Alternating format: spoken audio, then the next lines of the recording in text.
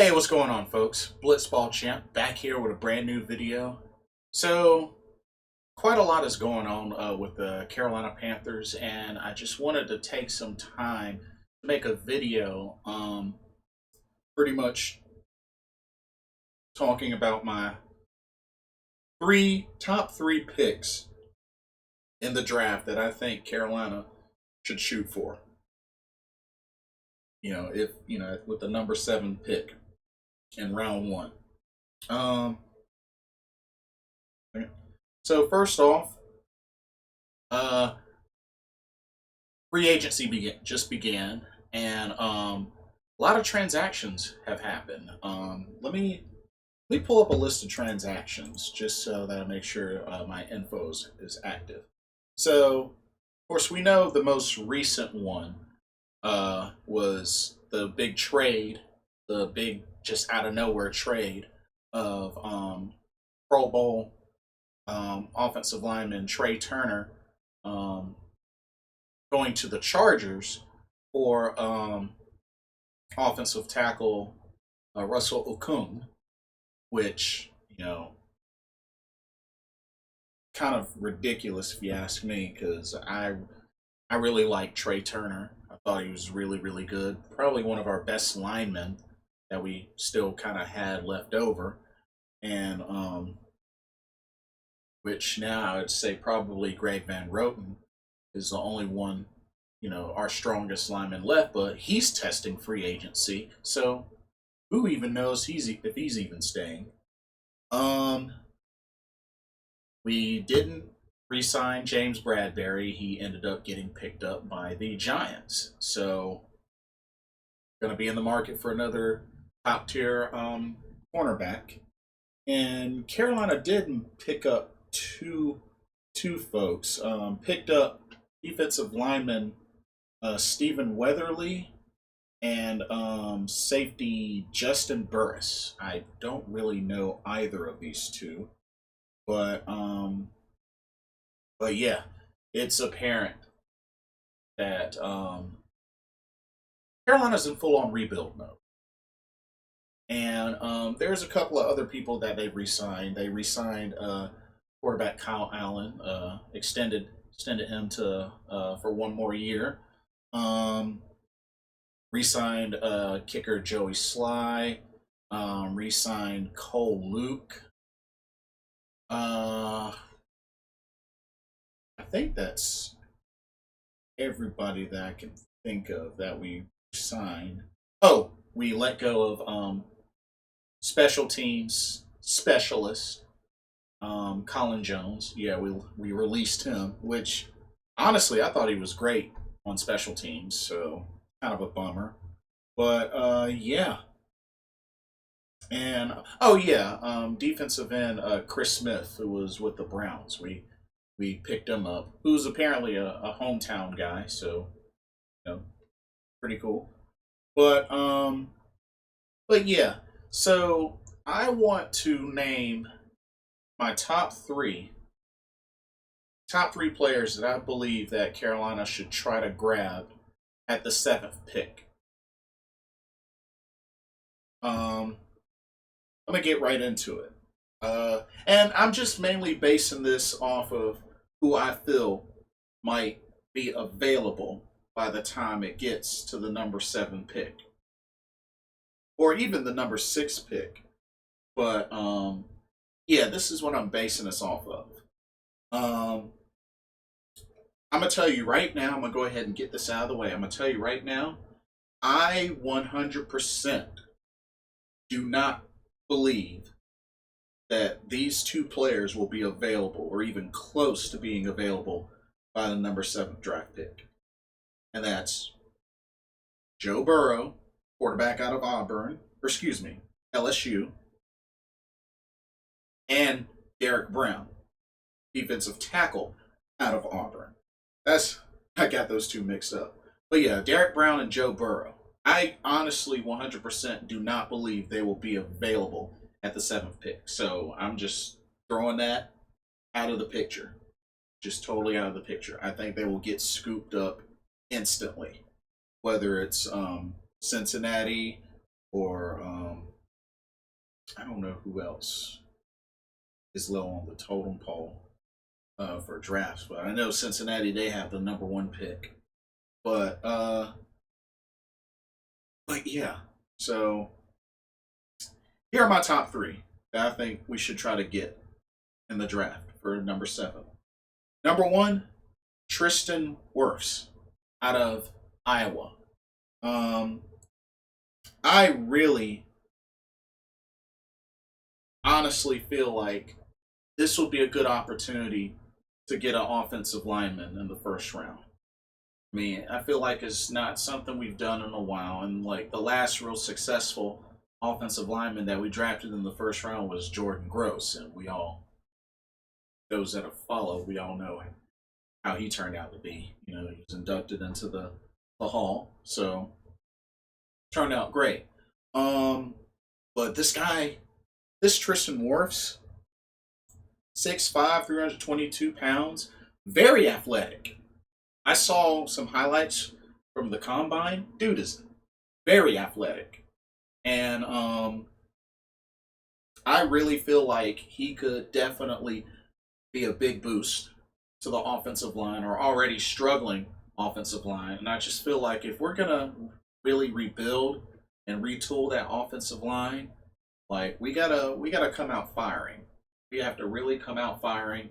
If we can't break something out from free agency, we got to go hard on the draft and really pick up an offensive lineman. And I think it's going to depend on a lot of things. Like, don't really know if Greg Little is going to be healthy. You know, he had concussion throughout the year, so he didn't play many games. Matt Paradis at center, just he's no Ryan Khalil. He's definitely no Ryan Khalil, and maybe next season he'll bounce back and he'll improve. But I'm not going to get my hopes up. Greg Van Roten, he's testing free agency. I would love to keep him, but it looks like he's testing free agency, so I don't even know if that's even going to happen. Um, Taylor Moton, I mean, we could probably build him up more. I think he has room to improve, but losing Trey Turner, that was big.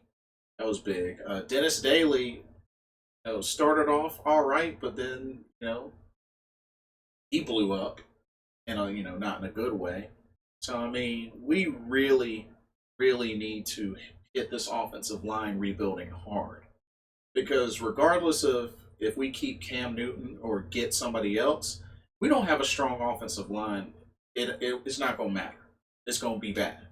So, if you ask me, I think Tristan Wirfs, I think I said his name correct. I think he'd be a good pickup. I really do. I would have no problem getting him in the first round for with the 7th pick for Carolina. So, Tristan Wirfs, I would definitely welcome. Secondly, I would say out of Clemson, Isaiah Simmons out of Clemson. Um, 6'4", 230 pounds. I mean, no Luke Kuechly. Most likely no Bruce Irvin. So, I mean, I feel like we need another young linebacker that we can really, build and get some. It'll be very young at the linebacker position with an already. We re-signed Shaq Thompson, so we know we're keeping him. But Isaiah Simmons, I feel, has a really good chance to really put that spark in the linebacking core. No, he doesn't replace Luke Kuechly. Luke Kuechly is irreplaceable. But if you can get somebody of great high caliber that can really do some damage with this linebacker core, why not Isaiah Simmons? I mean, the dude was a tackling machine, and he's done excellent at Clemson, and I really feel like it's a good spot to really rebuild from on the defense, especially with Luke Kuechly retiring and leaving a big hole in the defense at linebacker. So I would have no problem with Isaiah Simmons. I think he'd be a good draft choice in the first round. And number one, who I really feel like if this guy is available by the time gets to the number 7 pick, I say get him, get him, get him, throw the house at him, get him, get him, get him. And that cornerback from the Ohio State Buckeyes, Jeff Okudah. 6'1", 200-pound Jeff Okudah. He been said to be one of the pretty much the best shutdown corner that would be available in this draft. Now, we just lost our best cornerback, on paper and such, in James Bradbury. He signed a three-year deal to join the New York Giants. So I feel like getting Jeff Okudah, I think, would really, really be big. A big boost to the secondary. Him playing alongside Dante Jackson, which Dante Jackson is really going to be tested. And, while he's made some big plays, he's far from ready. But he's going to be challenged. He's going to really be challenged. And they really need to have another top-tier cornerback.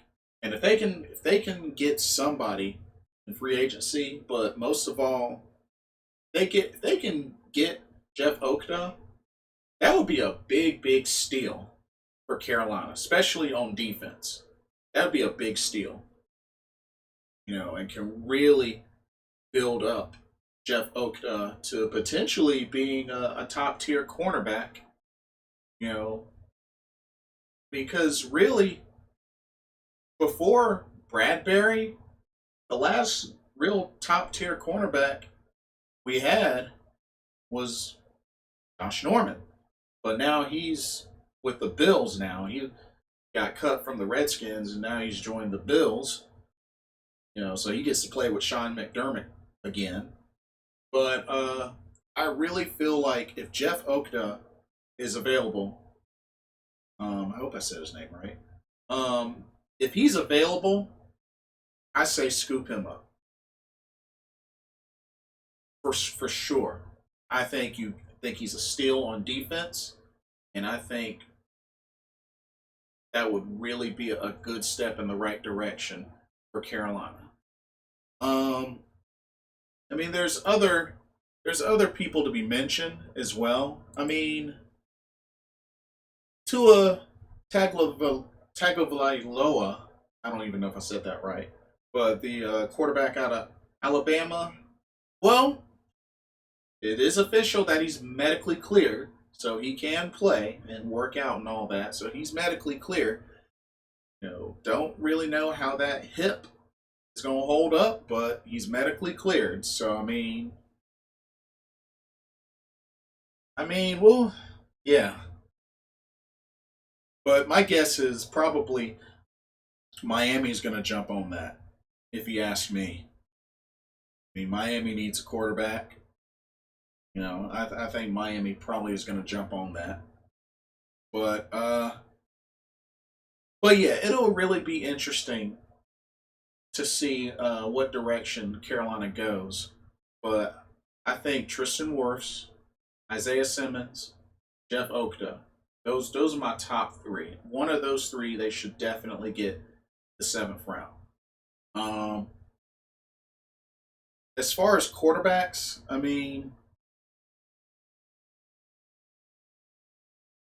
if I had to pick a quarterback, because I can tell you right now, it's not going to be Joe Burrow. He's not going to be available at that time. He's not going to be available. I would be okay with Justin Herbert. I would. I feel like he's a similar size to Cam Newton. And, I feel like he's one that can, that they can work with, they can build up. I know he had that setback a long time ago, um, his recent injury, but he's since bounced back from then, and he's been able to keep it together. So I'd be okay with Justin Herbert. And I know there was a lot of speculation about Carolina tanking to get Trevor Lawrence for next season, for 2021. And honestly, I don't believe in tanking. That's tanking is not something I support. So therefore, I will never support it. So I just leave it at that. But yeah, let me know what y'all's thoughts are on the draft, and really, the holes that Carolina should really target with urgency to fill. And a lot's going to also come down to, are we going to ever get healthy Cam Newton again? That's really what a lot of this is going to come down to. But only time will tell. Only time will tell.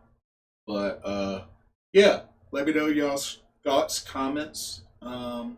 Thank y'all so much for watching. This is Blitzball Champ signing off. Y'all later. God bless.